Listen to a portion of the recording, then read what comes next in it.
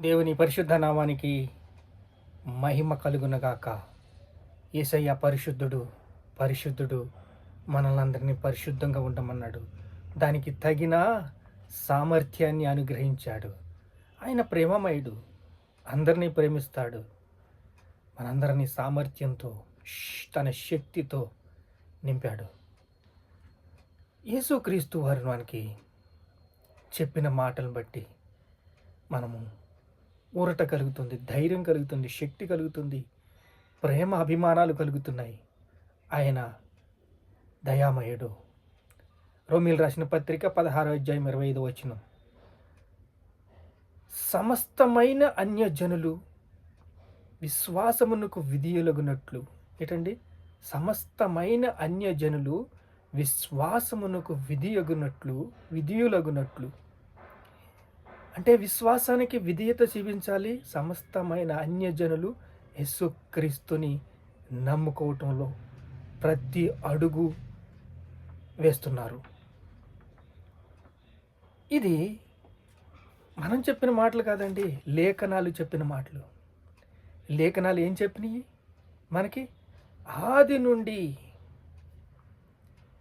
రహస్యముగా నిత్య దేవుని ఆజ్ఞ ప్రకారము ప్రవక్తల లేఖనముల ద్వారా వారికి తెలపబడి ఉన్నది. ప్రవక్తలు చెప్పారు, అన్యజనులు వాక్యం వింటారు, అన్యజనులు రక్షించబడతారు. అందరూ అంతటా మారు మనసు పొందాలని, సర్వలోకానికి వెళ్ళి సర్వ సృష్టికి సువార్తను ప్రకటించాలని దేవుడి ఆశ. గల్తీలు రాసిన పత్రిక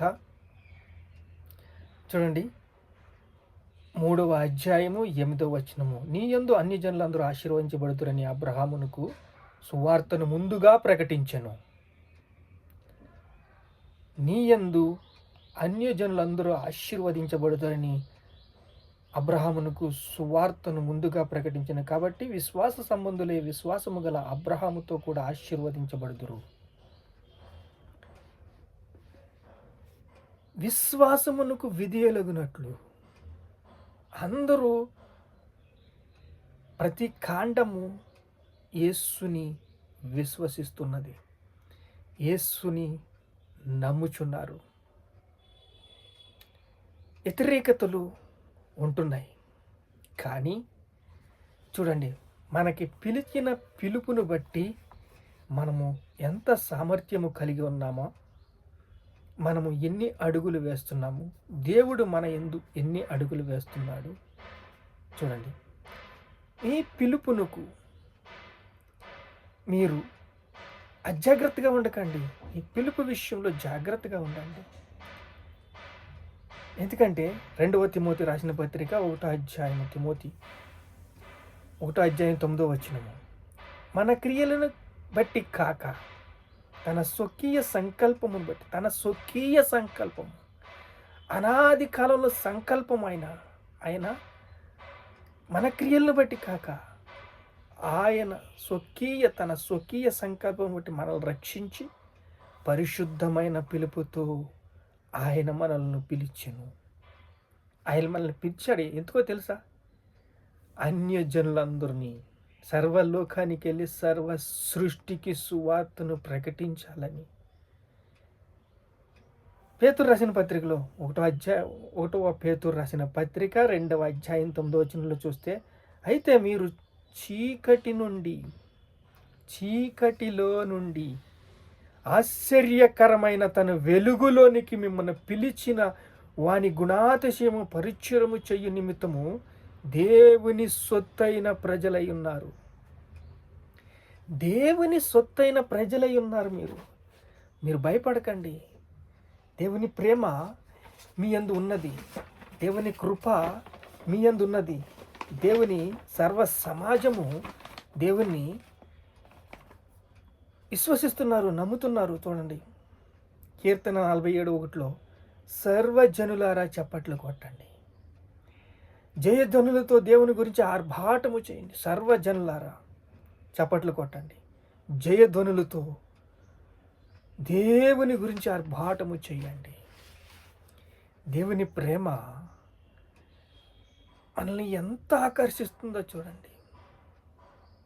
వాగ్దానం చేసిన దేవుడు నమ్మదగినవాడు, మనల్ని ప్రేమిస్తున్నాడు. ఈ మర్మము వాళ్ళకి తెలియదు కాబట్టి వాళ్ళు ఎలా నడుచుకుంటున్నా సరే మనం ఓర్చుకోవాలి.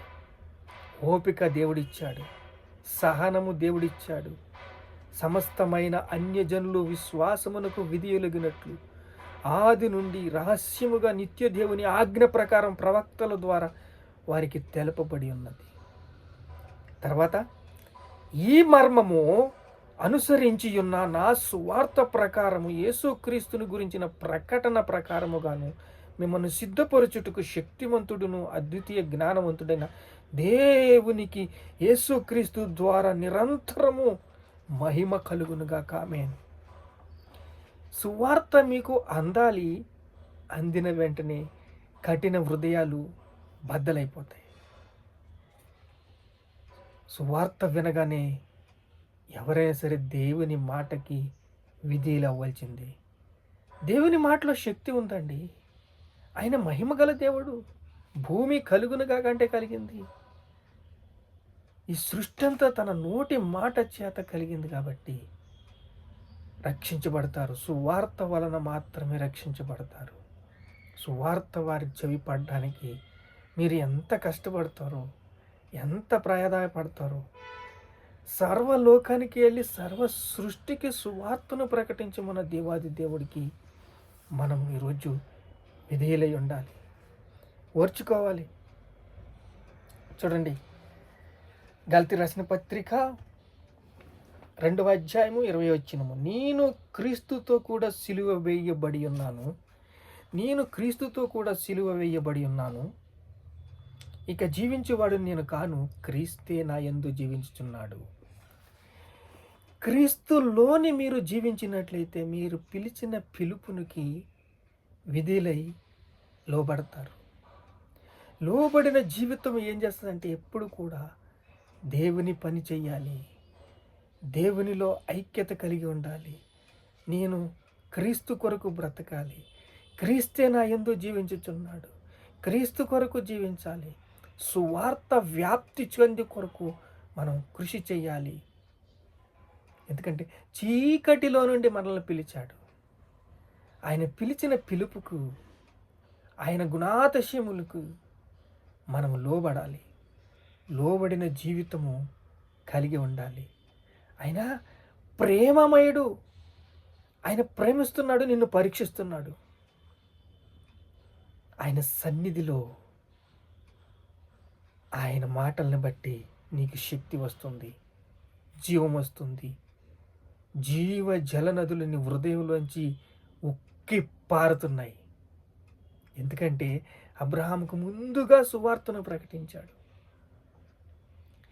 అబ్రహమా, నీ యందు అన్యజనులు ఆశీర్వదించబడతారయ్యా. ఎందుకంటే తన గుడారం వేసుకున్నావా, వెళ్ళిన దేశం ఎల్లా, ఆ యొక్క ప్రాంతం అంతా కూడా సృష్టికర్త అయిన దేవుణ్ణి సృష్టించబడుతున్నారని వాళ్ళకి తెలుస్తుంది. అదే కనాను, అదే ఐగుప్తు, అదే కనాను, అదే ఐగుప్తు, అదే లోకం, అదే ప్రపంచం. మరి వేరేదేమి రాలేదు, జనాలు మారుతున్నారంతే. ఆయన ఎరోబు అని దేవుని కొండల మీద ప్రతిష్ఠుడయ్యాడు. ఇప్పుడు మన హృదయంలో ప్రతిష్ఠుడయ్యాడు. ఇది సీక్రెట్, ఇది మర్మము. ఈ మర్మము ఎవరికి తెలియదు? అన్యజనులకి తెలియదు. అన్యజనులకి తెలియాలంటే ఏం చేయాలి? సువార్తను చెప్పాలి. చూడండి, రోమా 16:25. సమస్తమైన అన్యజనులు విశ్వాసమునకు విధియొలగినట్లు అనాది నుండి రహస్యముగా నిత్య దేవుని ఆజ్ఞ ప్రకారం ప్రవక్తల లేఖనముల ద్వారా తెలపబడి ఉన్నది. అందుకే మార్క్ అంటాడు, సర్వలోకానికి వెళ్ళి సర్వ సృష్టికి సువార్తను ప్రకటించండి, విధేయులై ఉండండి, ఓర్పు కలిగి ఉండండి, సహనము కలిగి ఉండండి, దేవుని శాంతిని చూడండి. మీ హృదయంలో దేవుడి శాంతిని ఎప్పుడైతే చూసారో మీరు దేవునికి విధేయులై జీవిస్తారు, ఓర్పు కలిగి జీవిస్తారు, ప్రేమ కలిగి జీవిస్తారు. ప్రకృతి విపత్తులు అనేకమైన ప్రకృతి విపత్తులు కలుగుతున్నాయి, యుద్ధాలు జరుగుతున్నాయి. కానీ అన్యజనులు విశ్వాసమునకు విధేయులవుతారు. ఎప్పుడు? సువార్త వ్యాప్తి చెందినప్పుడు. సువార్త వ్యాప్తి చెందాలి. మీ మాటలు రుచిగా ఉండాలి. వారి హృదయంలో కనెక్ట్ అవ్వాలి. కఠిన హృదయాలు బద్దలవ్వాలి. ప్రార్థన చేసుకుందాం. మహాపరిశుద్ధుడైన తండ్రి, ఈ మర్మము అయ్యా, ఈ మర్మం వారికి తెలియదయ్యా. తెలిస్తే మాకన్నా ఎక్కువ ఓర్పుగా ఉంటారు, ఎక్కువ సహనంగా ఉంటారు, ఎక్కువ దేవుణ్ణి ఆరాధిస్తారు. దేవుని కృపను కోసం ఎంతో పాకులాడతారు. అయ్యా, ఈ అజ్ఞానంలో ఉన్నామయ్యా, మా కళ్ళు తెరువు తండ్రి. అయ్యా, మమ్మల్ని పిలిచిన పిలుపుకు లోబడి జీవించే కృపని తండ్రి. అందరూ అంతటా మారు మనసు పొందాలంటే మొదట క్రీస్తవుడు, క్రైస్తవ్యము బలము కలిగి ఉండాలి, ఆత్మీయ ఆహారము కలిగి ఉండాలి. వాక్యము వాళ్ళు ప్రతి ఒక్కరు హృదయంలో బలంగా వ్యాప్తి చెందాలి. సువార్త వ్యాప్తి అందరూ అంతటా మారు మనసు పొందడానికి కృపనిచ్చావు తండ్రి. కృప ద్వారా నాయన అందరూ అంతటా మారు మనసు పొందడానికి జయము కలగజేయమని యేసు పరిశుద్ధ నామములో ప్రార్థన సమర్పిస్తుంది తండ్రి. ఆమేన్.